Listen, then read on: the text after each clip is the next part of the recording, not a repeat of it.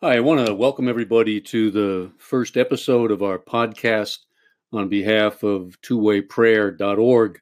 My name is Father Bill W. I'm an Episcopal priest living here in Austin, Texas. I've had the gift of recovery now from alcoholism and drug addiction since December 27th, 1972.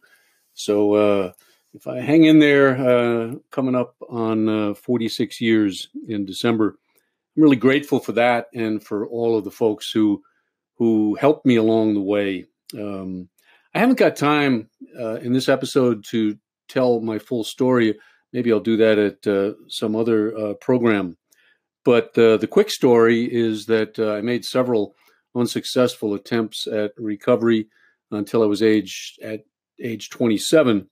And then I got sober in Detroit. I wound up at the Salvation Army, living there at the Harbor Light program, and have been sober ever since. I think the thing I do want to say about my early recovery is that I was from the start really serious about my steps. I was active in a 12-step fellowship that supported sobriety, still active in it. And part of my story is that I also worked later on in the addiction treatment field. I worked as an intern, then a counselor, family therapist, and administrator of several nonprofit treatment centers all around the country. I think the reason I'm here today, though, is that at 20 years sober, something was going on inside of me. I was sober. I was happy. I was married by this time. I had 3 kids, doing real well in my profession. And yet there was an emptiness. Sometimes in recovery, we call it the hole in the soul. It was starting to act up again, just like it had when I first began my drinking. And somehow I think when an individual gets ready for a change, the universe has a way of responding. And that was what happened in my case.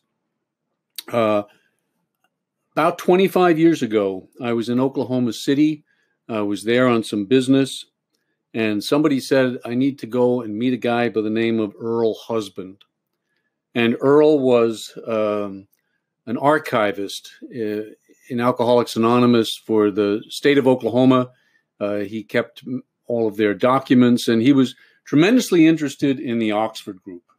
So I went over to Earl's house that night, and I guess really what was going on was if you were in Oklahoma City at that time, and if you were going to do your 4th step, people in Oklahoma City would send you to Earl's house. So it was Wednesday night, 7:00. I went to Earl's house and told Earl who I was. That 20 years sober, and I was kind of searching for something more. And somebody told me he might be a guy who could help me. Well, Earl said he hoped nobody came that night, and as it turned out, nobody did. So I spent then about 3 hours that evening with this man, and he told me about the Oxford group. Now, I had heard about the Oxford group. I knew that AA kind of emerged from it, took some of its spiritual principles from it, but I really was not very knowledgeable at all. And what Earl managed to do in a very short period of time was introduce me to their spiritual concepts. And the only way I can describe this is sometimes you'll hear people say, well, to understand this gospel story, you have to hear it in the original Greek. So what I like to say is Earl kind of taught me the steps in the original Greek. And so I'm hearing step 2, and it was different than I'd ever heard it before. He takes me through step 3, and I'm now doing it differently than I'd ever done it before. And one after the other, I was introduced to something that radically changed my life. And I left Earl's house with a stack of books that he gave me. And it was how do I say it? The beginning of a journey that's gone on to this day. I think I was getting a little bored with my 12-step program. Well, I know I was. It's like, I was going over the steps over and over and over again. I felt like I was almost like a hamster running around the cage, the wheel in the cage. And he opened me up to a whole new way of experiencing the 12-step program. And I have tried to do what I can to pay him back for that by getting out the word regarding the pioneer program of AA. When I left his house, had a stack of books, a bunch of articles, and I began to read and explore and practice.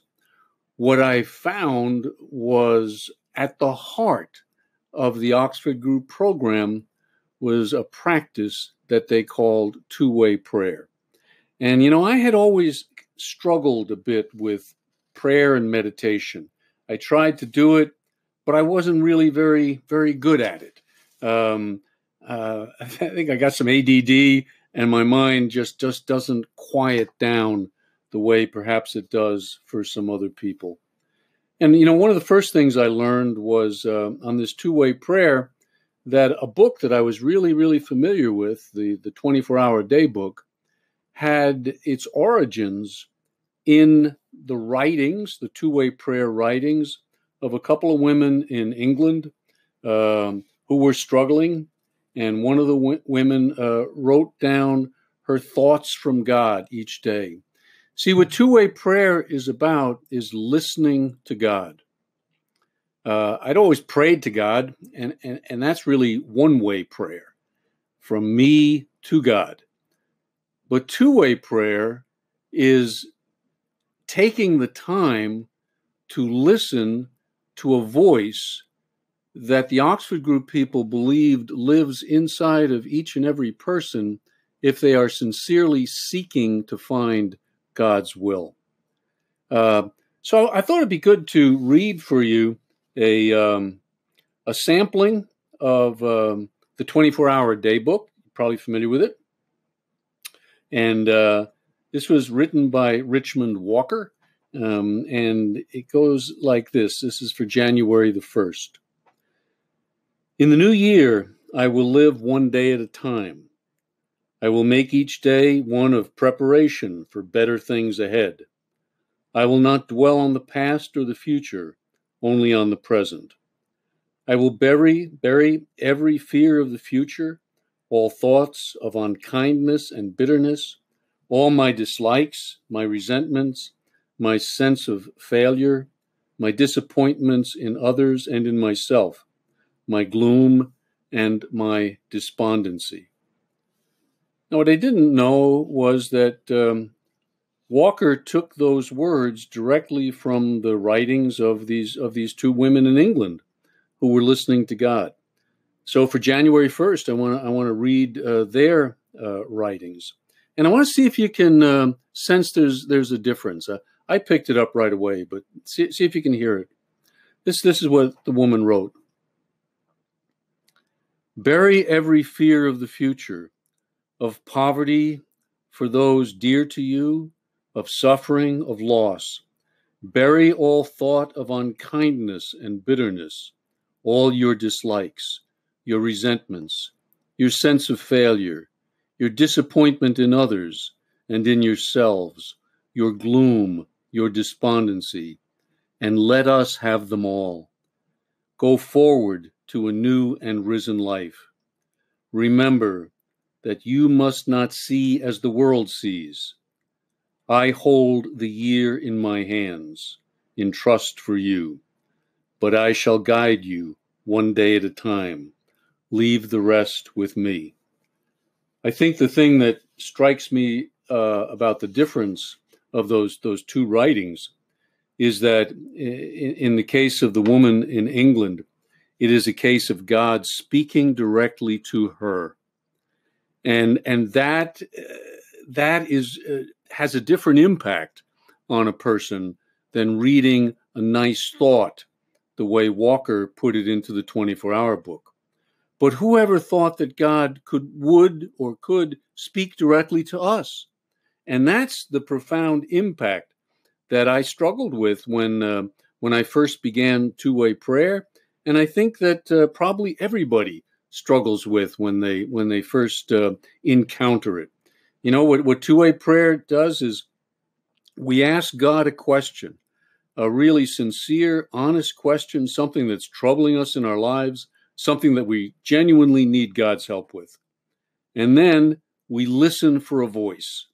We listen for a voice inside of us. Now, I had no trouble finding an attic voice that lived inside of me. No, boy, I knew that one really, really well. And I had no trouble finding an inner critic who lived inside of me, who would just beat the hell out of me in a moment's notice. But then when it came to finding a different voice, the voice of one who loved me, cared about me, wanted only the best for me, that's when my ego started to struggle a bit. But I stayed with it. I overcame it. And what I teach people when they're doing the practice is use your imagination. My God, we've used our imaginations to conjure up all sorts of terrible things that are going to happen to us. Well, our imagination is a gift from God. And so to begin using it creatively. So if God were to speak to me, what would he say? And then begin writing down those thoughts. So I've been doing that for 25 years now. I've taught other people how to do it. I did it privately for any number of years, but then a fellow called me and said, "What are you doing?" And I said, "Well, I'm doing this crazy thing called two-way prayer." And he said, "Well, teach me how to do it." And I taught him how to do it, and I watched him change. And then other people came along, and they wanted to learn about it. So I've been doing workshops. We put together a website called twowayprayer.org, and it'll teach you how to do the practice. I worked, as I said, as a counselor, a therapist for a number of years, and my job as a therapist was, and I worked exclusively with alcoholics and addicts, and my job there was, I believed, to help them have a spiritual experience, to help them find God, because I don't know any other way for people to stay sober and be happy unless they have entered into a new life that's based on a different relationship with God, with the reality. Call it what you will. I'm not too hung up on that. But what I am hung up on is that people need to find that connection, a different connection with life.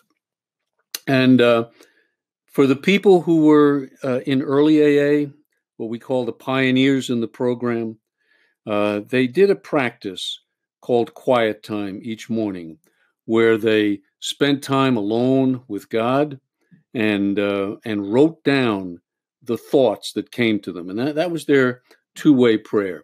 And Bill Wilson said something pretty interesting. He said later on, after the program was going for a while, he said, "I always felt that AA lost something when we stopped emphasizing the morning meditation." Well, I think he was right, and my own experience proved that to me, that the missing piece for me was the two-way prayer, the morning quiet time, a time set aside to listen for God's voice, to find him in my heart, to enter into a new relationship with him, and then to begin acting on the guidance that I received. So one of the reasons I'm also interested in two-way prayer is if you look at the recovery rates that people had back in the earliest days, they were a heck of a lot higher than we're seeing today in modern 12-step recovery groups. They had a 75% recovery rate. 50% of the people got sober right away and stayed sober. Another 25% came back after a relapse. One of the things that was really responsible for that high rate of recovery was the two-way prayer, the time spent in prayer, meditation with God. So in future podcasts, what we're going to do is help introduce you to this practice. We're going to listen to the writings of a number of folks who've been doing this for some time in this country and some abroad. We'll try to help you find a prayer partner, someone who you can share your two-way prayer writings with, or perhaps even help you start a group in your own community. If you're sponsoring people in the program, it's a wonderful way to take them through the steps. And then when you get to 10, 11, and 12, you really start living a rhythm of life where you're watching yourself, you're praying, and then you're acting. To watch, to pray, and to act. And then to have those sponsees sharing their two-way prayer writings with you and you sharing your writings with them. It really opens you up to a whole new way of working the program, living the program, and helping people not to be so dependent on us as sponsors, but to teach them to go inside and find that relationship with God. And then what you do as a sponsor, and this is really going to cut your work down quite a bit, is rather than when they come to you for advice, tell them, hey, bring me your two-way prayer, bring me your journal writings, and let me hear what God is guiding you to do. See, if we just give them the fish, they live for a day, but if we teach them to fish, they will have food for a lifetime. I think that's what two-way prayer is about.